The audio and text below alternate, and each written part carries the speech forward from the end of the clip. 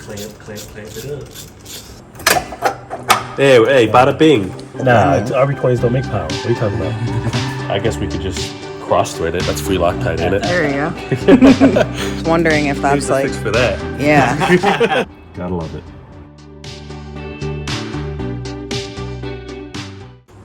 So in the last video, I have you guys fixing all the problems you found. This belt was looking kind of extra shiny, and that shit's deadlocked. Yeah, loose. Whoever did the water pump on it, not OEM, didn't torque down the balancer bolt right. We got the oil pump on. Oil pan motor's pretty much sealed up. We're still waiting on the valve covers to come back from powder coat. So in the meantime, I have some spares sitting on the engine to just cover it up. We got all the hot parts coated from Ryan at Redline Coatings. So as you can see, we already have the factory manifold back on. That's Cerakoted black. All the components for the turbo kit are powder coated black.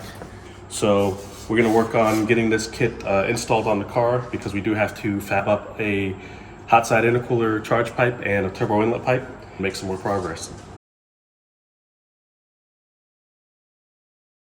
I mean, I think it's good that he's doing the AC kit because I know a lot of people love to keep the AC, would love to keep the AC. Hell yeah. This is a pretty, you think if it's, hot. yeah, well. And now that the car's over at the part, it's a good time to do it because it's probably a pain to do it with everything in the car. Exactly. Oh yeah. Yeah, if you're gonna, so if you guys are thinking about it, the Frenchies kit is a good fit. The Frenchies AC kit installed, it comes with all the hard lines from the firewall all the way to the AC condenser, AC compressor, everything. Comes with a bracket down here, mounts to the block. It's cool because you have a item that you can now replace. It's easy to get a hold of versus the stock RB AC compressor. The Frenchies kit is a good way to update all the old factory AC components to something new and modern. I believe they use a Toyota Helix AC compressor, so it's readily available, something easy to get to and compact, so it fits very nice. It's pretty clean looking too. Mm-hmm. Yeah, I mean, all the lines are pre-bent, follow the shape of the car, fit, very nicely, just work. I wish they did it for more cars. Yeah, ain't that the truth? Do one for the Supras or something. Yeah. So people stop taxing on the factory AC. Yeah, for real. Yeah, they do be taxing. I remember Matt's car, we had to change the AC condenser. Those are discontinued now too. Yeah, what the... You know somebody got like 30 or 40 of them things sitting in the garage. I can't even remember where we got it from. Yeah, because his was trash. The fins were just falling off and crumbling. And doing a new AC condenser because it is literally crumbling. I mean, you look at it and the fins crumble off. See the front of the engine through that. Yeah, that's right. That was the... You touch that condenser and you're making Parmesan cheese on the ground. Yeah. All right, so exciting. Turbo is going on. So it uses a stock manifold with an adapter to mount your T3 base turbo. Right now we're having an issue getting the wastegate on. It hits the mount. We removed the heat shield off of it to see if we can get a little bit of clearance, but it's still hitting it. So we're not sure what we're gonna do about that yet, but we're gonna test fit everything else.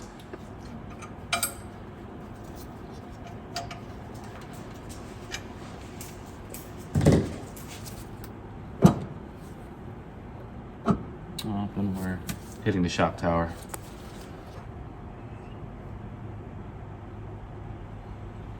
It's not really clearanced. Can you bang that out, the shock tower? I guess not, right? I mean, some people clearance them, and I'm not saying that's like a great... yeah. I'm not saying that's a great idea. I'm just wondering if that's the like... fix for that. Yeah. Couple taps right here. We'll just push it that way, and we'll be golden. No, there's like no room to do that. Yeah. Can we move? There's no way to move the turbo this way? It's T3 flange, so it's There's no adjustment to There's it. no... It's not V-banded, so we can't spin it or make any adjustments. It kind of just goes where it goes. So we're gonna talk with Steven and double check some things, make sure that the kit he ordered was for this chassis, of course, because mistakes can happen, and then go from there because we can't get it on the car. So we'll see what that's about. Give him a call and then see what we finna do. Steven got back to us. We were instructed we're missing a piece. That piece being a spacer underneath the motor mount, about a 1/4 inch thick. So we'll put a spacer underneath the motor mount to, I guess it's going to pull the engine away from the shock tower and give us the clearance we need to be able to get on the wastegate and the turbo. And we were also instructed that the wastegate needs to be mounted to the turbo elbow before install. So we'll go ahead and do that and get the kit put on. I guess there was a slight miscommunication on chassis stuff, but the only difference between this kit going on multiple chassis, I guess, is that spacer. So that spacer is used for the R32 RB20s. I thought he had an R34 RB20. Only difference being that we're missing the motor mount spacer piece. So we'll get that put in and get this stuff on. Why would that have to be installed first? Is that like something that's like common? I guess because it hits the motor mount bracket, and if you install it first, you compress the fire ring, so you don't have to worry about trying to squeeze that all in place. And the V-band flange has to go on like kind of direct. It doesn't. You can't just like bend it on or fit it over. It's like Right. machined to fit perfect. So if you don't have the exact amount of room to get it to go on straight, it doesn't go on. Okay. Yeah, which you know, it works, but the problem that's going to be a headache is if you ever got to change those wastegate springs, you essentially got to take the whole elbow and wastegate and everything off, because you can't change the wastegates. You can't just pull the wastegate off the car and change the springs. So make sure you pick the right wastegate spring combination to run on the car before installing the kit. Clamp it up. All right, so we finna lift this motor up so we can get this stud on. Put a spacer.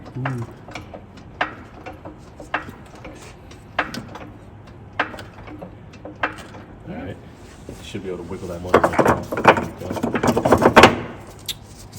So we got our What was spacer this, about here. a little over a 1/4 inch? Yeah, I think it was like 300s.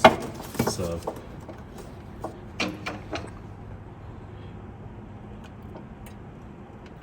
all right.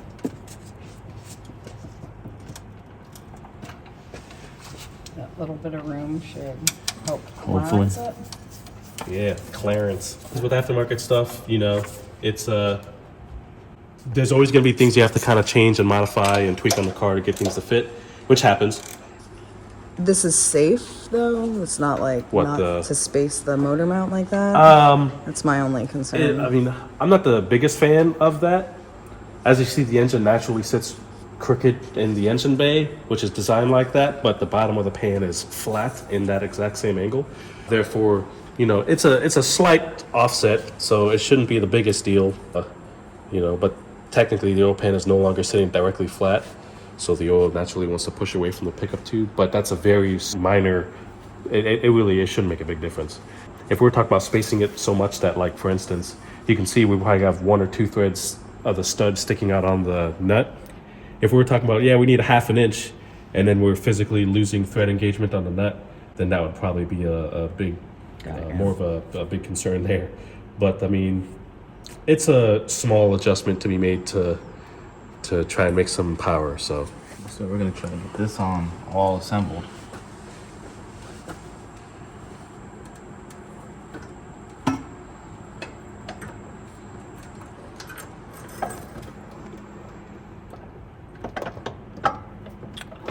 Well, it's still hitting.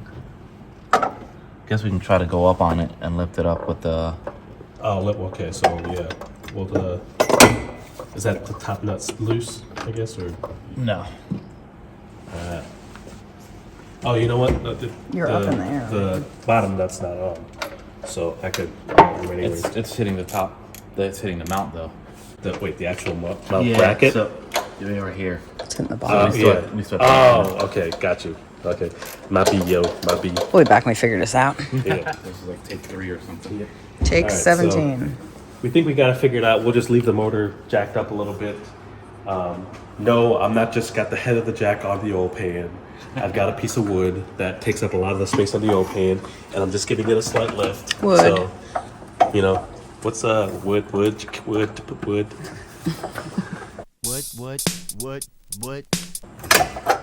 Hey, bada bing. She fits. Unfortunately, we couldn't use a flanged nut because the weld is too close to the bolt hole. So we got to use a non-flanged nut on a couple of the holes, which I'm not the biggest fan of because I like to have a C nut with a flange, so it grabs a lot of material and it's self-locking. So Can we'll you have put to make sure that shit's Loctite? tight. Well, the heat on the exhaust is going to burn off the Loctite. Oh, okay. I mean, I guess we could just cross-thread it. That's free Loctite, ain't it? There you go. All right. So we can lower this bish. And, yeah, I mean, It's a little tight. yeah, just a wee bit. Well, let's see what it looks like when we put it back down on the mount fully. Oh, hold on. Is it hitting the? Oh shit! Yeah. It's touching. Is it Yeah. hitting the mount? We need to spin the wastegate a little bit. Go back up, Edgar. Is the clamp like fully tight, or is it loose enough for you to be able to spin it? Yeah.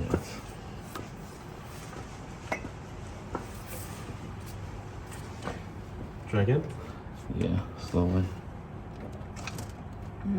I heard it screech against it. Is it hitting the No, mount? it clears it now. So it does clear. It'll probably get a little bit tighter when I clamp it down, but then you'll have a fire ring in there also. So it's close, but now we got to see if the turbo clears. If it fits, it ships, right? Is this the first one that we've done with this? Because I know this is like top. The turbo's mounted on the top, right? So. But you're still utilizing the It's just, stock. yeah, it's just a non-tubular manifold. Yeah, the wastegate's in a completely different location and in a completely different Is it position. upside down? What, the wastegate? Yeah. Yeah, I mean, it kind of... Yeah, it's like, all right, the exhaust gas is either going to do a 90-degree turn going up into the turbo or a 90-degree turn going down to the wastegate.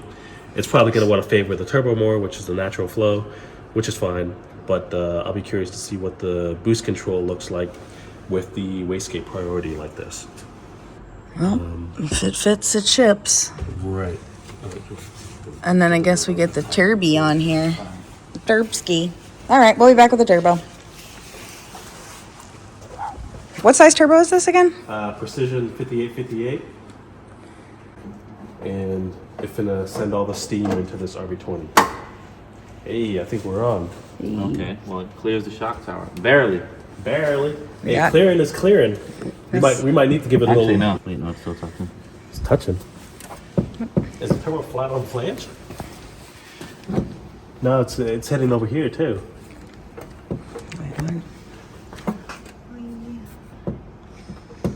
So we're gonna have to notch this. You're hitting this, guys. Yeah, well, I'm just saying. we'll just have it pushed out the way for now. Oh. But if you look right here, we're hitting that, so Oh, man. we're gonna have to chop that ear down to make this fit.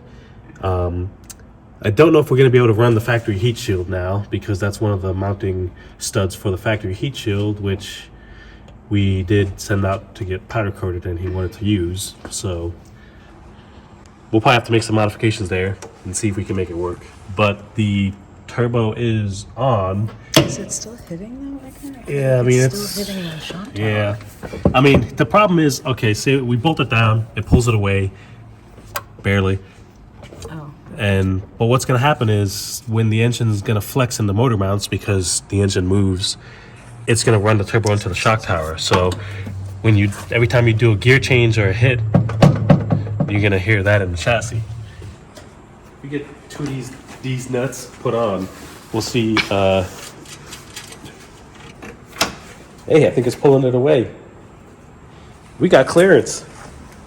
Barely, but we got clearance.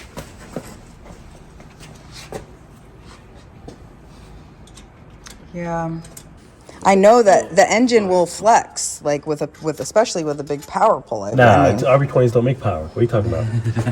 But so I mean, it's on the car. It looks like it's going to need a couple of love taps or tweaks or modifications here. So what's next then? You have to do the piping. let's get the downpipe fitted up to the car, and then You have to do what, intercooler? yeah. So we'll make a little. Well, we're gonna have to figure this out. Make a new mount for this reservoir so we can kind of move it out the way, and then we'll make a turbo inlet pipe, shoot it over here, intercooler hot side charge pipe come through, probably utilize one of these factory holes, and then So you still have to do some fabrication with the kit. well, Steven got it, I guess. He bought just the hot, I guess it's labeled as their hot parts kit, which consists of only the hot parts. Gotcha. And with the plus the turbo. Okay. So then he had bought a Plasma Man front mount intercooler kit, which we'll have to make a charge pipe to the Plasma Man intercooler. Gotcha. Yep. And I mean that's pretty much it. How many pounds of boost? Do you know what size wastegate spring did you put in? I think it has 14 pounds in it, so Okay. that's a good starting point.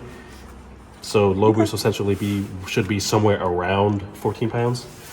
All right, cool. Well, making some progress. All right. I guess you're gonna get the what's next? Downpipe. Yeah, so we got our V-band flange. V-band. We'll get the downpipe chilling right here. Oh yeah, nice and Chilling like an painted. island. That's right. I know you told me before, but Yeah. I didn't get as Got much. my nice fingerprints already Yeah, on it. seriously. I'll get that wiped off once the pipe is installed.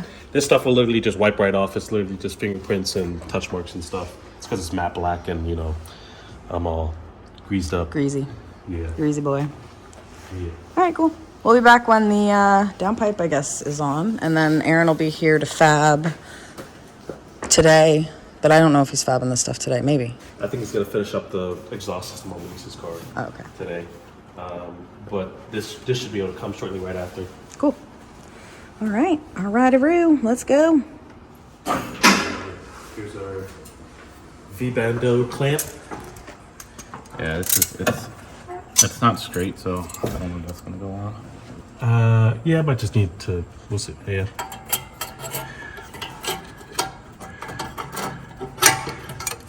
All right. Clamp seems a little big. Hold up. Wait a minute. This is not the right clamp. I compressed it all the way by hand. Is it like a 4-inch clamp? I don't know. Yeah, I just pulled it off of the V-band flange when I had it compressed all the way. Let me see. Yeah, this is like a. What size is it? 4-inch? No, 3.5? it's a 3-inch V-band clamp, but I think it's just not the right clamp for this turbo. Do you have another one? Maybe? This is the one that came with the kit. Maybe they just got the clamps mixed up. I don't know, but that's not gonna work. And if you put the, well, that's. No, well, here, let me hold that up like there. I'm gonna push up on. Yeah, I probably just gotta raise the tail end of the flange upward.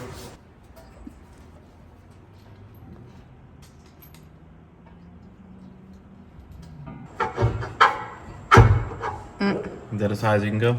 Yep. Is it not? No, we still got like a 1/4 inch. I'm hitting the car. Yeah, the pipe's hitting underneath the car, Yeah, yeah. and it still doesn't line up. No.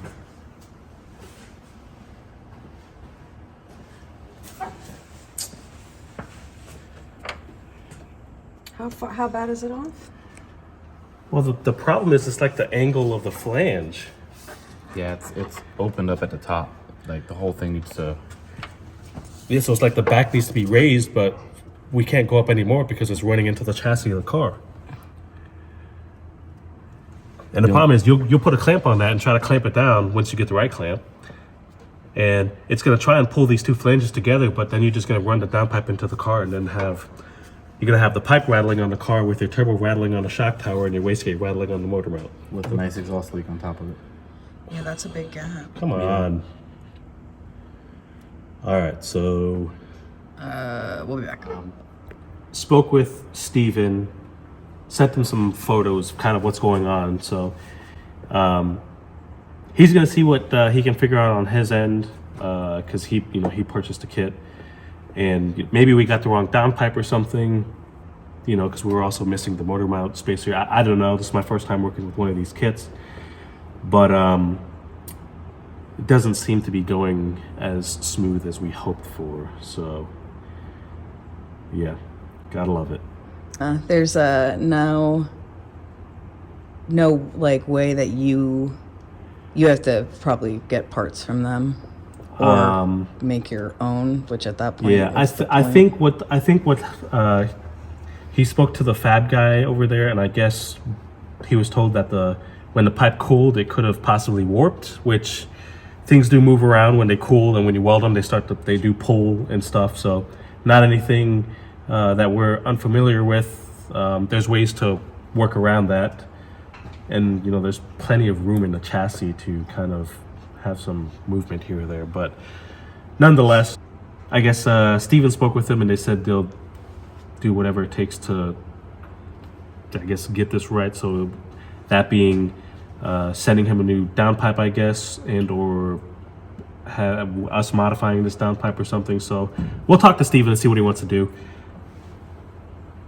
and you know, reconvene after that. All right, so we're gonna pause on this for now, take it back off, and we're just gonna focus on the engine right now. So we'll get the ARP head studs installed. We'll get all the timing components installed, the PRP trigger kit, the alternator, and because we can move forward on this, you know, since the stuff fits, and we'll keep it rolling.